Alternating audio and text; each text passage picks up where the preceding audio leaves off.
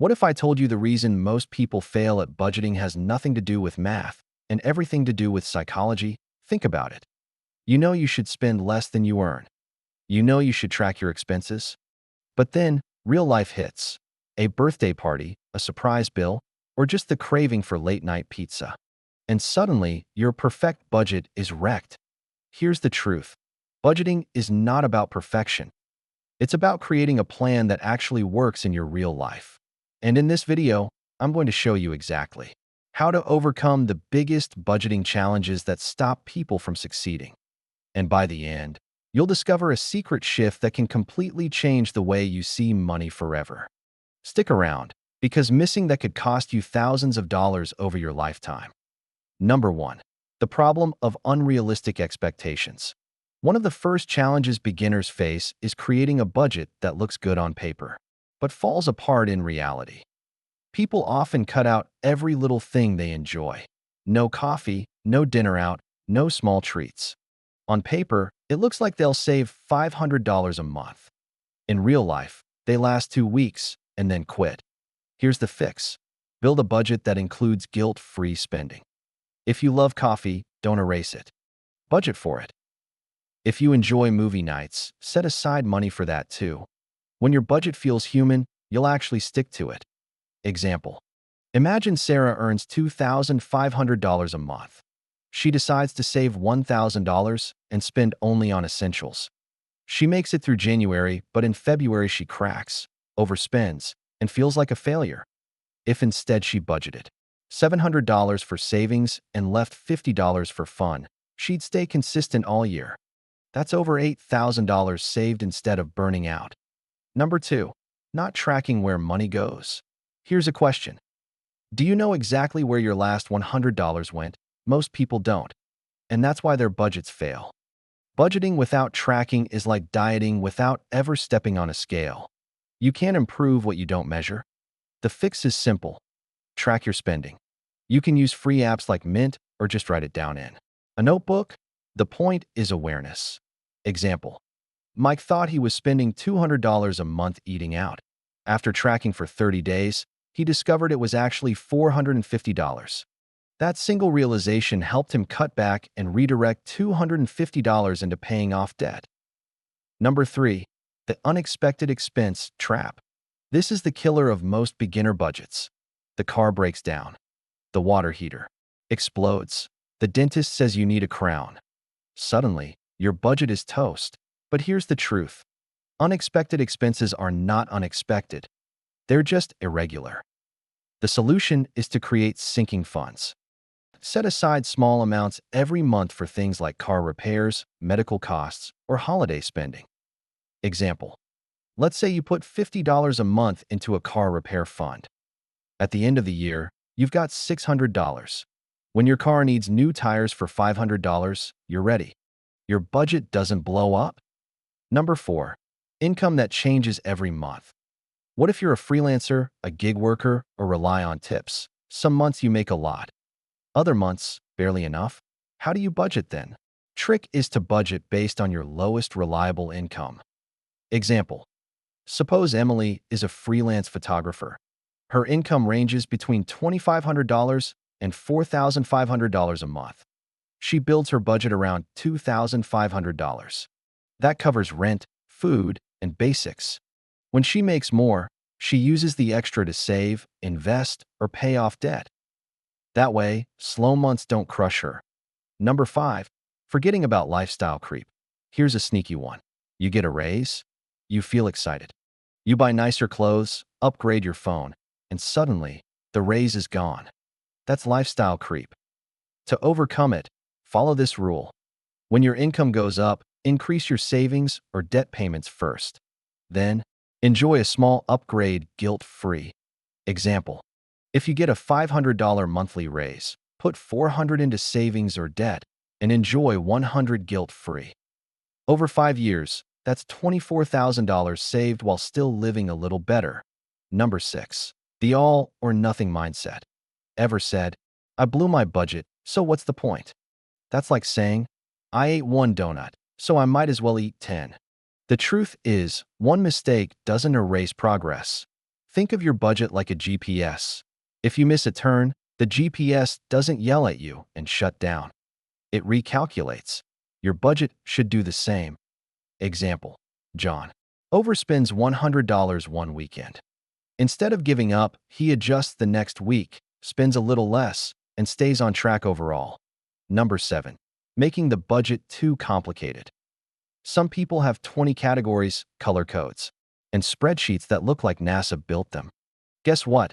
If your budget is too complicated, you won't use it. The key is to keep it simple. Try the 50-30-20 rule. That's 50% of your income on needs like rent and food, 30% on wants like entertainment, and 20% on savings or debt. Example: if you make $3,000 a month, that's $1,500 on needs, $900 on wants, and $600 on savings. Simple and clear. Number 8. Not involving family or partner. If you live with a spouse or family and try to budget alone, it often backfires. One person feels restricted, the other feels ignored. The fix is to budget together. Talk about priorities, agree on limits, and leave space for both people's needs. Example: Maria wanted to save aggressively for a house. Her husband loved dining out. Instead of fighting, they agreed to cut dining out from $400 to $200, saving $200 while still enjoying a few meals together. Number 9. No emergency fund. Without an emergency fund, every surprise bill feels like disaster. Even starting small can change everything. Aim for $500 to $1,000 first. Then, build up to 3 to 6 months of expenses. Example: Lisa had a $700 emergency fund. When her car battery and alternator died, the repair cost $650. Without savings, she would have used a credit card and gone into debt. With savings, she paid in cash and her budget stayed safe. Number 10. The secret shift that changes everything. Here's the part most people miss. Budgeting isn't about restriction. It's about freedom. When you know where your money is going, you're in control. You can say yes to opportunities without fear. You can take a vacation knowing the bills are covered. You can build a future instead of stressing about the present. Think of your budget like a permission slip. It gives you permission to spend, save, and live without guilt. And here's a wild stat. According to a study by the Consumer Financial Protection Bureau, people who actively use a budget are 20% more likely to feel confident about their financial future. That confidence changes everything. Number 11. Confusing wants with needs. One of the biggest mistakes beginners make is thinking something is a need when it's actually a want. A need is something essential for survival like rent, groceries, or utilities. A want is something that makes life more enjoyable like streaming subscriptions, fancy coffee, or the newest sneakers. Mixing these two up leads to overspending. Example: Kevin insisted his gym's deluxe membership at $120 a month was a need. But when he switched to a $20 community gym, he still got a great workout and freed up $100 for savings. Number 12. Ignoring seasonal expenses. Budgets crash when people forget about certain times of year that bring extra costs. Think holidays, birthdays, back-to-school shopping, or even summer vacations. If you don't plan for these, you'll always feel behind. The fix is to budget seasonally. Add a small amount each month toward these future expenses. Example: if you spend about $600 on holiday shopping every year, save $50 a month starting in January. By December, you're ready and debt-free. Number 13. Relying only on memory. Many beginners say, "I'll just keep my budget in my head." But our brains are not calculators. You'll forget numbers, underestimate expenses, and overspend without realizing it. The solution is to write it down or use a simple app. Example: Rachel tried to memorize her budget. She thought she had $200 left, but forgot about an upcoming bill. She overdrafted and paid $35 in bank fees. If she had tracked it on paper, she would have avoided that mistake. Number 14. No clear goals. Budgeting feels boring and restrictive when you don't know what you're aiming for. But when you attach your budget to a goal, it becomes exciting. Want to buy a car? Save for a vacation? Pay off debt? That's what gives budgeting purpose.